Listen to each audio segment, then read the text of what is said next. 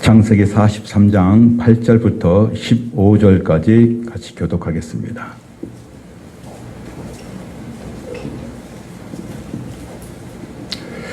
43장 8절 제가 먼저 읽겠습니다. 유다가 그의 아버지 이스라엘에게 이르되 저 아이를 나와 함께 보내시면 우리가 곧 가리니 그러면 우리와 아버지와 우리 어린 아이들이 다 살고 죽지 아니하리이다.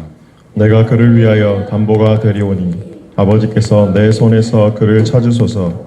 내가 만일 그를 아버지께 데려가다 아버지 앞에 두지 아니하면 내가 영원히 죄를 지리이다. 우리가 지체하지 아니하였더라면 벌써 2번 갔다 왔으리이다.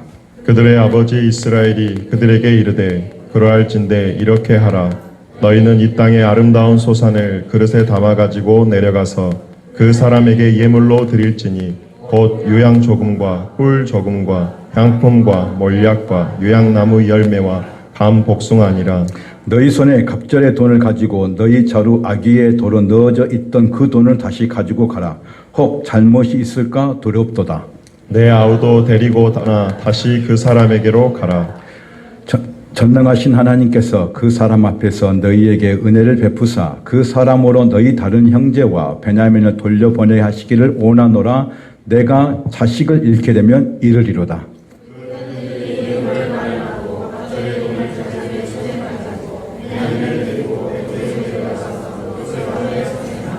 아멘. 우리 같이 지체들과 인사 한번 하겠습니다. 앞뒤 인사 한번 하겠습니다. 주님의 이름으로 사랑합니다. 예, 말은 사랑하는데 표정은 아닌 것 같습니다. 안 본다든가 아예 그냥 머리만 숙이고 있는데 다시 한번 하겠습니다. 앞뒤로 인사하겠습니다. 주님의 이름으로 사랑합니다. 네. 지금 샘물교회가 2주 전부터 저희들이 인사를 잘하기 운동을 하고 있습니다. 이번에는 안녕하십니까? 인사 한번 하겠습니다. 크게 합니다. 시작. 안녕하십니까? 네, 반갑습니다. 예. 여러분, 새로 오신 분들이 우리 주일학교 아이들이나 중고등학생들이 우리들이 가서 처음 오신 분한테 안녕하십니까 하고 인사하면 그 새로 오신 분들이 얼마나 기분이 좋겠습니까? 그게 첫 인사입니다. 그리고 그 첫 교회의 뭐냐면 인상이고 얼굴입니다. 그래서 인사를 잘하기 운동이 얼마나 중요한지 모릅니다. 여러분, 인사 잘하는 것도요, 그 잘하기 운동도요, 그게 복음의 증거입니다, 여러분. 그래서 인사를 잘하는 것도 예의이고, 그리고 우리 아이들이 봄으로써 어른들을 깍듯이 예제를 통해서 배울 수 있는 아주 중요한 일이기 때문에 인사 잘하기 운동을 특별히 주일학교 중고등부에서는 잘 가르치고 있는 것 같습니다. 우리가 잘 알다시피 5만 번의 기도 응답을 받는 기도 응답의 사람 조지 밀러라는 분이 계십니다. 이분은 수천 명의 고아들을 먹여 살렸던 사람입니다. 실존했던 인물이고요. 실제 살았던 인물 중에 한 사람입니다. 이분의 이름은 조지 밀러입니다.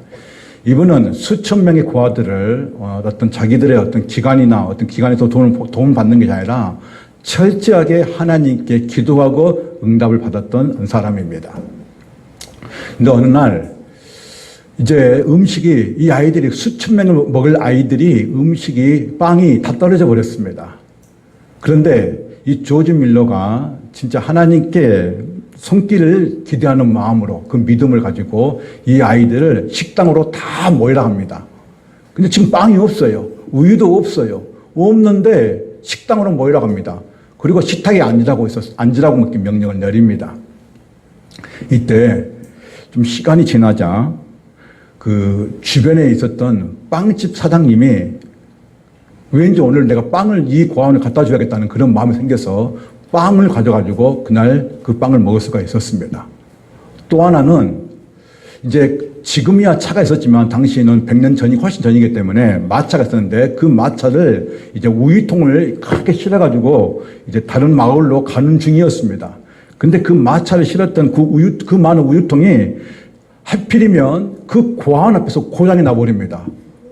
그래가지고 이러지 못하고 저러지 못하니까 이 우유 배달하는 사장님이 어쩔 수 없이 이 고아원에다가 그 많은 우유를 기부했습니다, 여러분. 이게 실화입니다.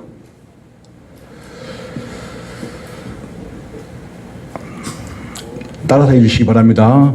하나님의 손길은 지금도 기도하는 사람에게 역사하실 줄 믿습니다. 예, 아멘. 본문 창세기 43장 1절에서 첫 시작이 뭐냐면 그 땅에 기근이 심하고라고 시작합니다. 그러니까 7년 풍년, 7년 흉년이 되었는데 이 흉년의 시작이 그냥 단순한 흉년이 아니라 사람이 가뭄에 대해서 곧 있으면 죽을 수 있는 그런 상황이 있었던 것이었습니다. 야곱의 가족은 단순히 식구가 몇 명 있는 수준이 아니라 손주들과 종들까지 합치면 100명이 훌쩍 넘는 거대한 부족이었습니다.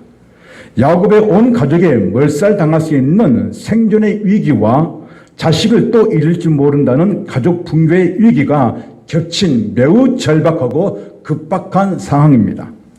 당시 중동 전역에는 애굽, 이스라엘 주변의 나라까지는 너무나 심각한 가뭄이 찾아왔습니다.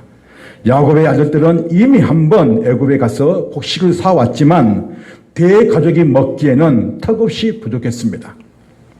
너무 급박한 사실은 2절에 그들이 애굽에서 가져온 곡식을 다 먹으매라고 시작합니다. 그러니까 100명이 넘는 식솔들이 그리고 동물들이 다 먹었다는 것입니다. 그리고 얼마 남지 않는 그 식량을 이제 남았기 때문에 아버지 야곱이 아들을 시켜서 다시 애굽으로 내려가서 곡식을 사 가지고 오라고 명령을 내립니다. 곡식이 바닥에 났다는 것은 생존의 시간, 즉 죽느냐 사느냐의 이 시간이 달려있다는 것입니다. 그런데 문제가 뭔지 아십니까? 문제는 애굽에 가서 곡식을 사오고 안 사오고 문제가 아니라 가장 큰 문제는 아버지께 있었던 것입니다. 그런데 가장 무서운 경고가 있는데 그게 뭐냐면 애굽 총리가 내린 명령 때문입니다. 같이 읽겠습니다. 3절 4절 시작. 유다가 아버지에게 말하여 이르되 그 사람이 우리에게 엄히 경고하여 이르되 너희 아우가 너희와 함께 오지 아니하면 너희가 내 얼굴을 보지 못하리라 하였으니 아버지께서 우리 아우를 우리와 함께 보내시면 우리가 내려가서 아버지를 위하여 양식을 사려니와. 아멘. 유다가 아버지에게 다시 상황을 상기시킵니다. 애굽의 총리가 우리를 정탐꾼 스파이를 좀 보고 있습니다. 결벽을 증명하기 위해서는 우리 막내 아우 베냐민을 데리고 지금 애굽으로 가야 됩니다. 그 말입니다. 그렇지 않으면 곡식을 주지 않는다고 이 애굽의 총리가 우리에게 말했습니다. 그 말입니다. 게다가 이미 둘째 형 시므온은 애굽의 감옥에 인질로 잡혀있는 상태였습니다. 베냐민을 데려가지 않으면 곡식도 못 사오고 시므온도 모두 구하지 못하고 그리고 스파이를 몰려서 다 죽을 수 있는 그런 무서운 상황이었던 것입니다. 생존의 위기 앞에서 믿음의 결단을 해야 하는 순간입니다. 아들을 붙잡을 것인가 아니면 하나님께 맡기고 보낼 것인가의 이 생존의 문제라는 것입니다. 생존의 위기 중 가장 큰 걸림돌은 아버지 야곱의 마음이었습니다. 6절 보시면 이스라엘이 이르되 너희가 어찌하여 너희에게 또 다른 아우가 있다고 그 사람에게 말하여 나를 괴롭게 하였느냐고 지금 아버지 야곱이 이 말을 하고 있습니다. 야곱에게 베냐민은 단순한 막내 아들이 아니었습니다. 야곱에게 베냐민은 단순한 아들이 아니라 먼저 떠나보낸 라헬의 핏줄이자 가슴에 박힌 요셉이라는 피 흘리는 흉터를 메워주는 마지막 보류가 누구냐? 바로 베냐민이었습니다. 그런데 그 베냐민을 데리고 가야 우리가 곡식도 얻을 수 있고 잡혀있는 형 시몬도 데리고 올 수가 있다라고 말하고 있는 것입니다. 그런데 이 아버지는 뭐라 하느냐? 왜 그 말을 해서 내 마음을 찢어버리냐? 그 말입니다, 지금.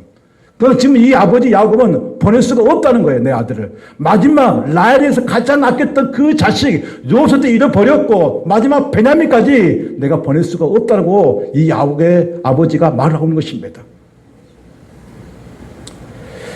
형제들은 아버지 그 단호한 때문에 이러지도 못하고 저러지도 못하고 이제 있는 상황이었습니다. 베냐민을 움켜쥔 야곱의 그 늙은 손끝이 팽팽하게 뒤치갑니다. 가뭄으로 땅은 갈라지는데 아버지의 두려움으로 인해 야곱의 가문의 현실적인 소통은 완전히 마비되어 있었던 것입니다. 이때 야곱의 가문과 아버지의 움켜진 손에 마비된 상태를 푸는 결정적인 결단과 변화의 순간이 찾아옵니다. 그것은 야곱의 아들 유다가 자신의 베냐민을 데리고 오는 것을 책임을 지겠다라고 말하고 있습니다. 성경에서는 책임을 뭐라 하느냐? 담보를 내가 지겠다고 말하고 있는 것입니다.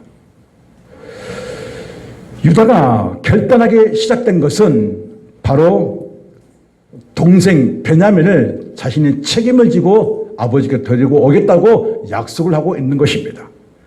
유다가 보여주는 행동이 무엇입니까? 그것은 책임감입니다. 그 책임은 뭐냐면 제가 담보 책임을 지겠다고 말하고 있는 것입니다.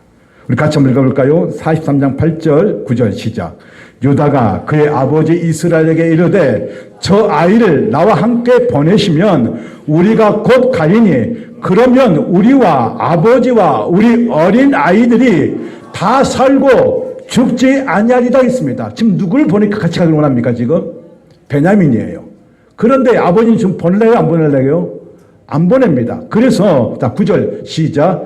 내가 그를 위하여 담보가 되려오리니 아버지께서 내 손에서 그를 찾으소서. 내가 만일 그를 아버지께 데려다가 아버지 앞에 두지 아니하면 내가 영원히 죄를 지리다 했습니다. 아멘. 지금 유다가 뭐라 합니까? 제가 담보가 되겠다는 거예요. 제가 책임을 지겠다는 거예요. 유다 아버지에게 말합니다. 제가 베냐민의 완전히 책임지겠습니다. 저에게 그 책임을 물으십시오. 만일 제가 베냐민을 무사히 아버지께 데려오지 못한다면 저는 평생 그 죄를 지고 살겠습니다는 자신이 담보가 되겠고 책임을 지겠다고 분명히 아버지께 말을 하고 있습니다.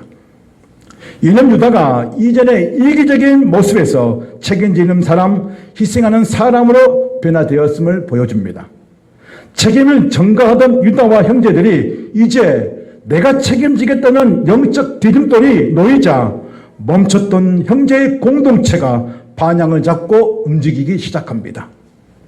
교회는 제2의 영적 성장을 위해 비전과 방향을 향하여 갈 때 누군가 먼저 내가 책임을 지겠다며 움켜쥔 손을 풀어 자신을 내어주는 영적 디딤돌이 될 때 침체되어 있던 공동체가 다시 살아나고 하나님의 선하시고 온전하신 뜻을 향해 전진하게 됩니다.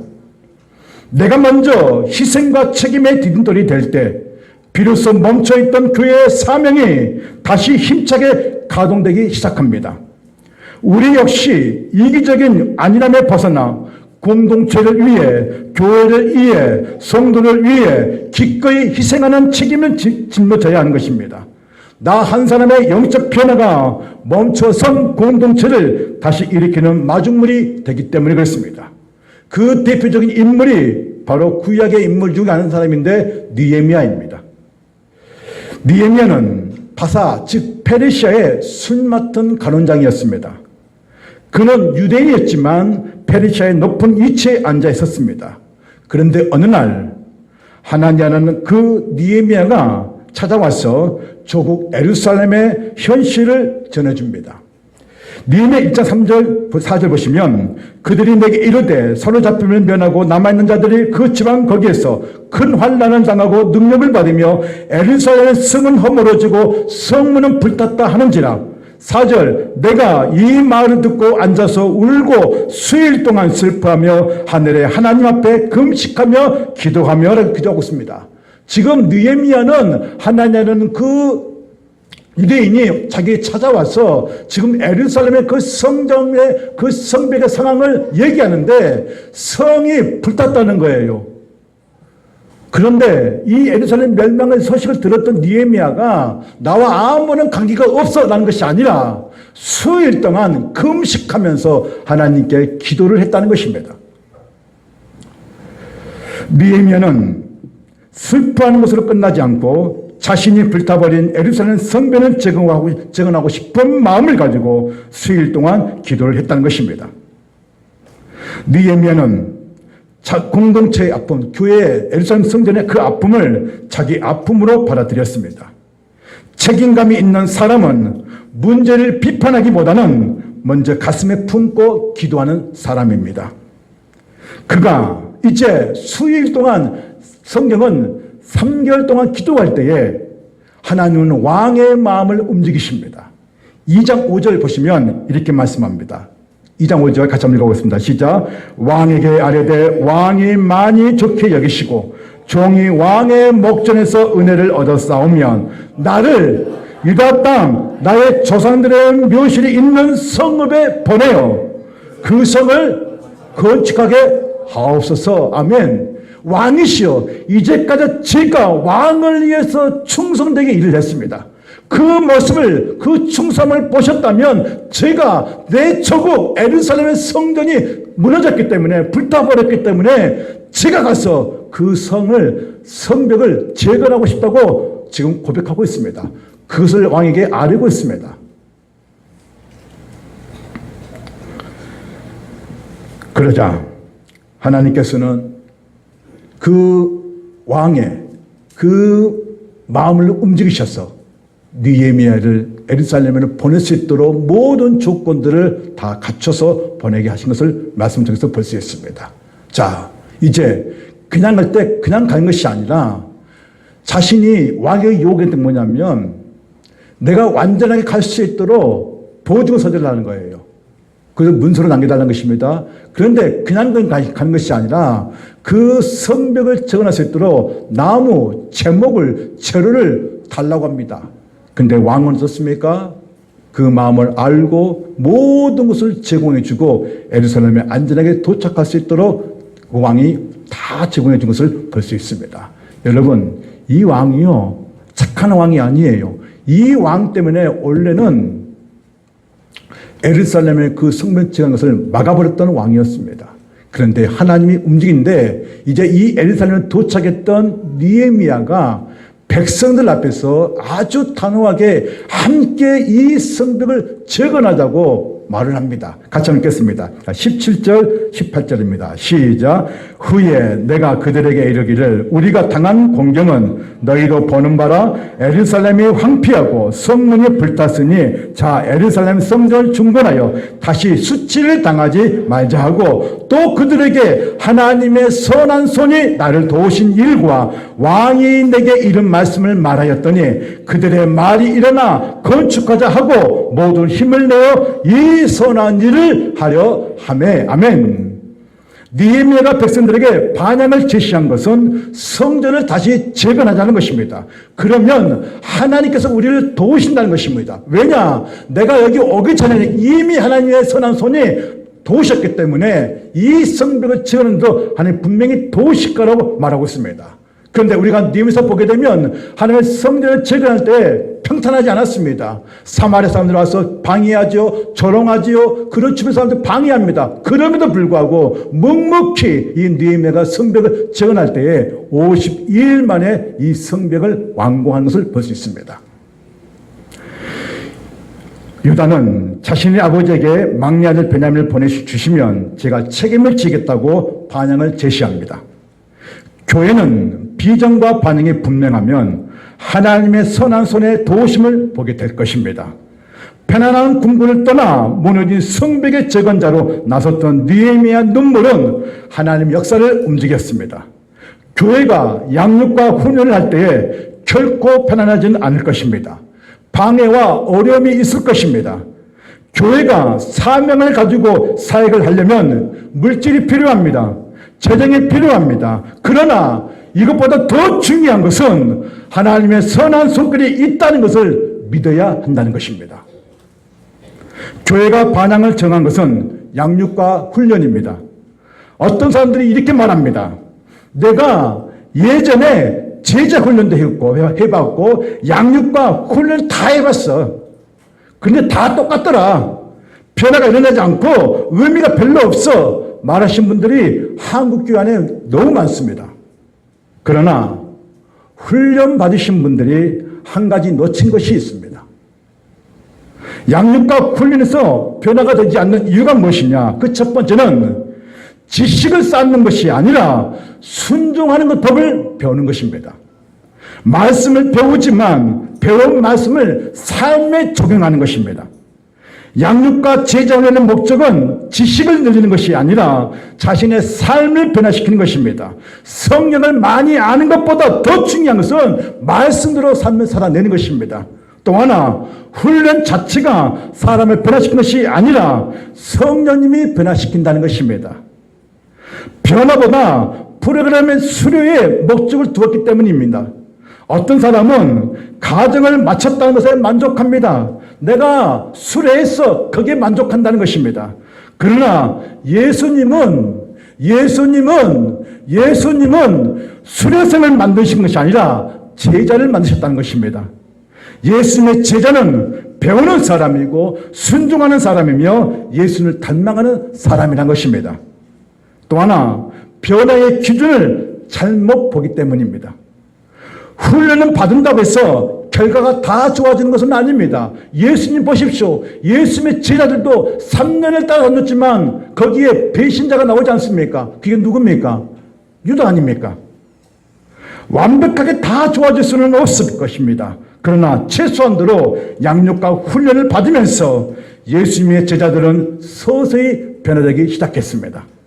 그리고 그들은 사명을 발견하게 되었고 한 명을 제외한 11명 모두가 어떻습니까? 순교의 반열에 올렸던 것입니다. 이 땅에 좋은 교회, 완벽한 교회는 없습니다. 그러나 최소한도로 교회가 건강하다는 기준은 있습니다. 그 기준은 성도를 보면 압니다. 교회를 보면 압니다. 건강한 교회 공동체를 알 수 있는 것은 그 소그룹인 셀에 들어갈 때 성도와 성도 간의 셀 리더와 셀원 간의 관계를 통해서 변화가 일어나고 있다면 그 교회는 건강한 것입니다. 교회를 갔는데 서로 욕하고 비판하고 자꾸 안 좋은 쪽으로 흘러가고 있다면 그 교회는 건강한 교회가 아닙니다. 그런데 교회를 갔는데 아내가 좋은 쪽으로 변화가 일어납니다. 남편이 좋은 쪽으로 변화가 일어납니다. 부모가 자녀를 대할 때 인격적으로 변화되면서 믿음의 말을 합니다. 직장에서 좋은 상사가 되고 모범을 보입니다. 그리고 교회 공동체에 인격적으로 통해서 그들에게 어린 영혼들에게 말씀을 고민할 때 사랑으로 대합니다. 그것은 건강한 교회라는 것입니다. 그 교회는 하나님과의 관계가 잘 되어 있고 성도와 성도 간의 관계가 좋다는 것입니다. 좋다, 건강하다는 기준은 예수님께서 열매를 안다고 말씀하셨습니다. 그것은 관계 속에서의 변화입니다. 만약 어떤 분이 그런 교회에 가서 변화가 좋은 쪽으로 일어났다는 소식이 들리면 그 교회는 건강한 교회입니다.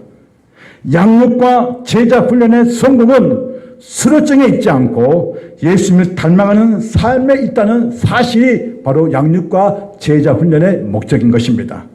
우리를 돌아볼까요? 우리 셀원들은 셀 리더를 닮고 싶어 합니까? 셀 모임에서 예수 그리스도의 복음을 전하고 삶으로 살아내려고 힘쓰고 있습니까? 소그룹 모임에서 전도할 영혼들을 생각하며 서로 기도하면서 기도의 응답이 일어나고 있습니까? 셀 리더가 모범을 보면서 눈물로 기도하는 모습을 본 적이 있으십니까? 교회 안에 중직자들이 눈물로 자신의 사명을 위해, 교회를 위해, 주님을 위해, 성도를 위해 눈물로 기도해 본 적이 있으십니까? 담임 교사가 자신이 맡고 있는 어린 영혼을 이름을 불러가면서 기도해 준 적이 있으십니까? 있다면 그 교회는 건강한 교회입니다. 또 하나, 믿음의 증거단이 준 두 번째는 희생입니다. 이제 야곱은 뭐라고 말을 하냐면 데리고 가라고 말을 합니다.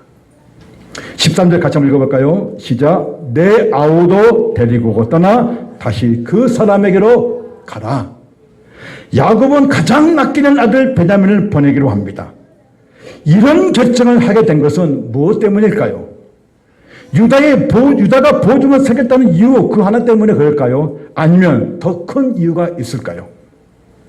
유다의 강력한 담보, 책임, 그 야곱의 마음을 돌리는 결정적인 계기가 된 것은 맞지만 성경 전체의 문맥과 야곱의 심리의 변화를 깊이 들여다보면 그 뒤에 깔린 훨씬 더 크고 근본적 이유가 있다는 것입니다.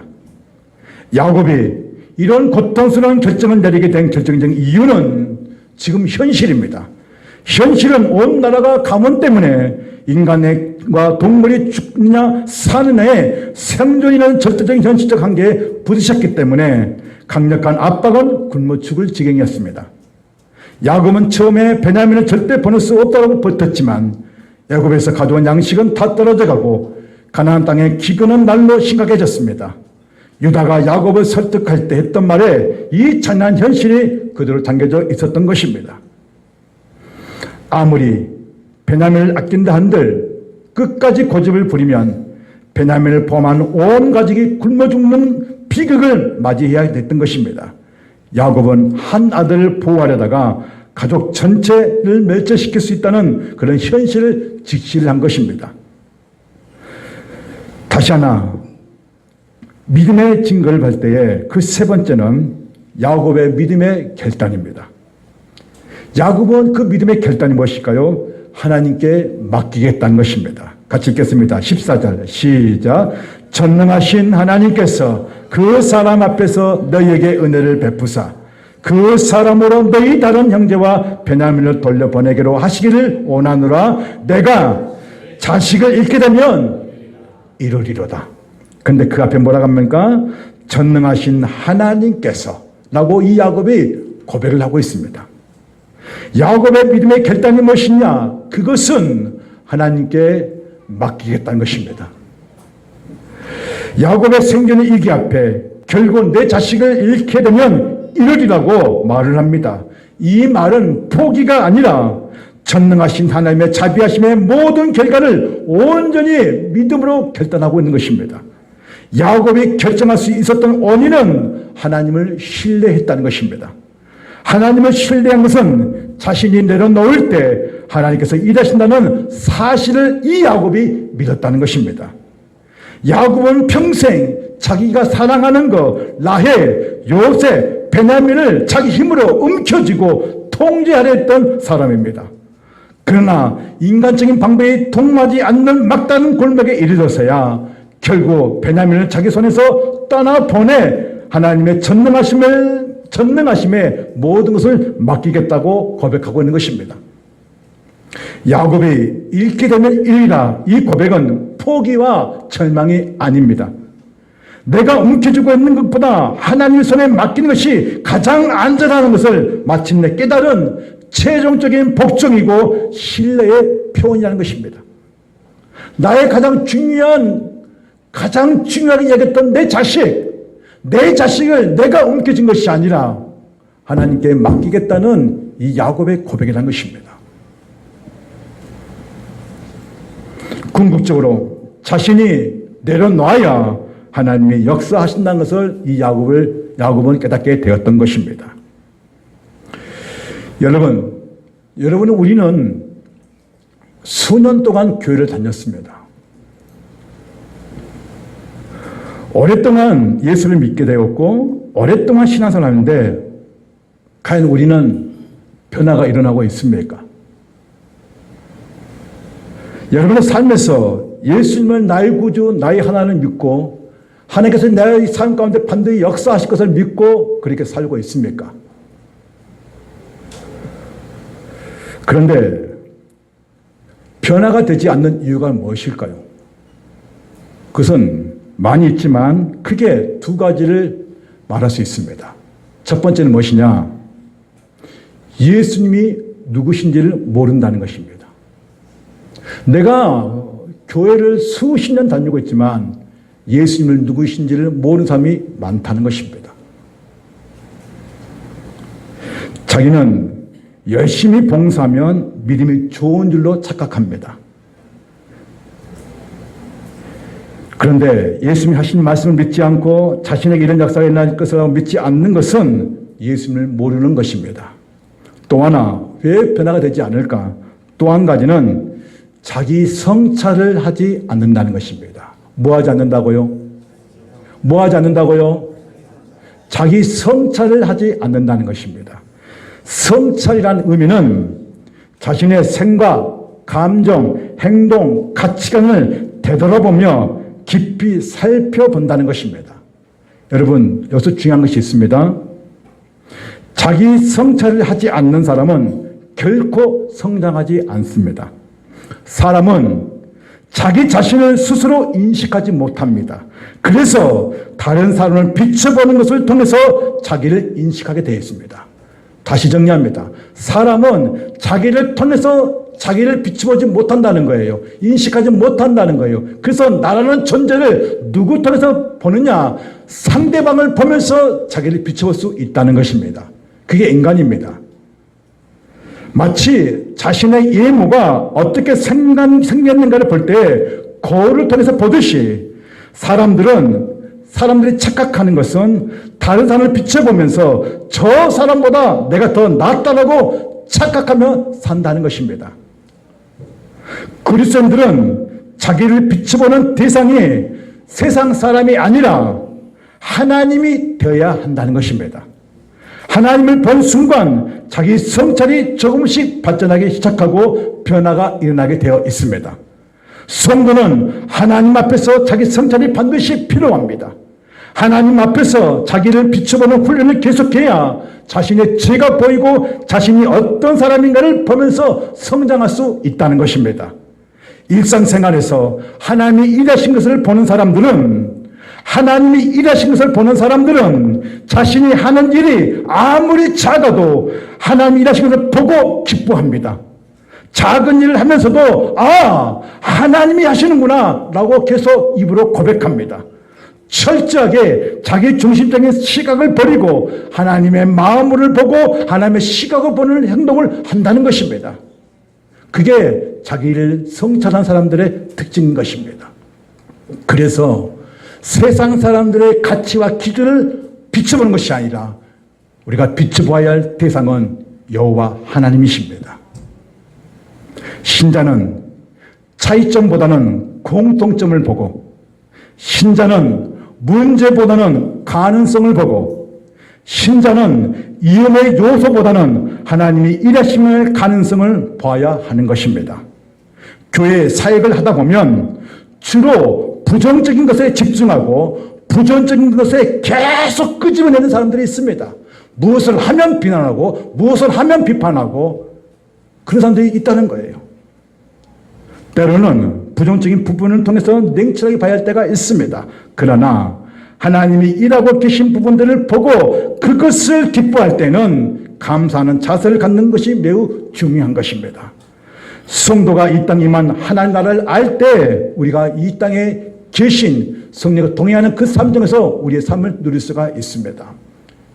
제가 목회를 하면서 느꼈던 것이 있었습니다. 그것은 하나님의 나라가 이미 이 땅에 임했는데도 불구하고 하나님 나라의 관점을 보는 관점이 잘못된 거나 아니면 의식하지 못하고 사는 성도들이 있다는 것입니다. 자, 첫 번째 그림입니다. 첫 번째 그림 한번 눌러주십시오. 우리가 살고 있는 세상이 있습니다. 세상에 예수님을 만나고 믿었습니다. 그리고 예수님부터 제사함을 받았습니다. 제사함을 받았지만 우리는 세상 속에 살아가면서 죄를 계속 짓고 있습니다. 이 세상에서 먹고 마시고 즐기면서 죄 짓다가 살다가 교회에서 잠깐 회개하고 그러다가 다시 세상에 나가서 마음대로 살다가 죄를 짓고 다시 교회에 와서 회개하고 그러다가 어느 시간 되어서 이 사람이 죽었습니다. 그 다음에 천국 갔습니다. 이렇게 말하는 사람들이 있습니다. 이런 개념으로 생각하는 하나님 나라를 개념을 갖고 있는 사람들이 있습니다. 자, 두 번째 그림입니다. 그러나 이 첫 번째 그림은 예수님이 말씀하시는 하나님 나라가 아닙니다. 예수님이 가르쳐 주신 하나님의 나라는 무엇일까요? 우리가 살고 있는 세상이 있습니다. 이 세상에 예수님이 오셔서 우리의 죄를 위하여 십자가에 죽으시고 3일 만에 부활하심으로 하나님 나라가 이 땅에 시작되었습니다. 이 땅에 하나님 나라가 시작되었습니다. 아멘. 이 세상과 하나님 나라가 같이 있다는 것입니다. 그러다가 주님이 오시면 그때 이 세상이 끝난 것입니다.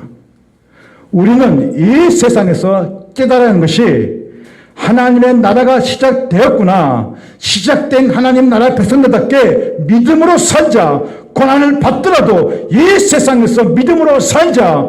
세상과 타협하지 말자. 주님이 오실 때를 기다리며 소망하면서 기다리자. 라고 성경은 이렇게 가르치고 있다는 것입니다. 예수님은 이렇게 가르치고 있는 거예요. 이 땅에 살고 있지만 이 땅에서 성도가 하나님 나라에 임했기 때문에 하나님 나라를 고난 가운데 이기면서 승리하면서 믿음으로 살자고 우리 예수님 우리에게 가르쳐주고 있다는 것입니다. 다시 세 번째 그림입니다. 첫 번째 그림 1번 그림과 2번 그림이 뭐가 다릅니까? 1번 그림에 하나가 없습니다. 그것은 하나님 나라의 현재성이 없다는 것입니다. 하나님 나라가 현재성이 왜 중요할까요? 하나님의 나라는 이미 우리가 살고 있는 이 세상 속에서 이것을 누리라고 예수님께서 이 땅에 오셨던 것입니다. 우리가 생각할 것이 있는데 죽어서 천국에서 누리겠다는 사람과 이 땅에서 살아있는 동안 하나님 나라를 누리면서 살기 시작하겠다고 하는 사람과 어떻게 같겠습니까? 삶이 다릅니다. 다르게 살려고 합니다. 구별된 삶을 통해서 고난과 어려움이 오더라도 신자의 품격을 잃지 않고 거룩한 삶을 살려고 한다는 것입니다. 자신의 선한 행실로 하나님을 기쁘시게 하려고 한다는 것입니다. 이것이 예수님께서 오늘 우리에게 말씀하시는 하나님 나라가 여기 있다 저기 있다 하지 않고 너희 안에 있다라고 예수님께서 말씀하신 것입니다. 하나님의 나라는 이 세상 가운데 하나님 나라가 함께 공존하고 있는 것입니다. 어떤 사람은 어떤 신자는 이 세상에 살다가 가는 사람이 있는가 하면 어떤 신자는 이 세상에 알고 있는 하나님 나라를 누리면서 사는 신자가 있다는 것입니다. 이 시대에 말씀을 반응하는 시대가 되어야 됩니다. 예수님이 가르치셨던 복음을 깨닫고 주님의 말씀에 반응하는 사람들에게 성령이 임하시고 그들을 변화시키시고 그 하나님 나라를 이 땅에 이 세대를 살아나게 하시고 또 살아가도록 반드시 도우신 것입니다. 그러면 말씀에 반응하는 사람들의 특징이 무엇이냐? 첫 번째는 세상의 것을 움켜쥐지 않고 하나님께 맡기며 산다는 것입니다. 아멘. 내 힘으로 내 자녀를, 내 사업장을, 내 직장을, 내 가정을 내가 움켜쥐려고 하지 않도록 해야 한다는 것입니다. 내가 만약 움켜쥐면 영적 가뭄이 오늘 우리에게 올 수 있다는 것입니다. 두 번째, 말씀에 반응하는 사람들은 이르면 이르리로다 결단이 하나님께 일하심을 본다는 것입니다.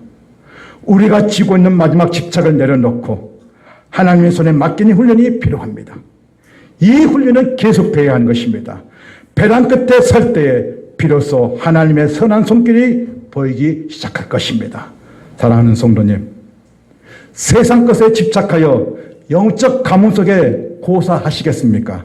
아니면 전능하신 하나님께 온전히 맡기고 하나님 나라를 이 땅에서 풍요롭게 누리시겠습니까? 이번 한 주간 움켜진 손을 펴고 하나님께 자신의 기도 제목을 맡기는 믿음의 결단을 통해 예수님을 인격적으로 만나는 한 주간 되시기를 주님의 이름으로 축원드립니다.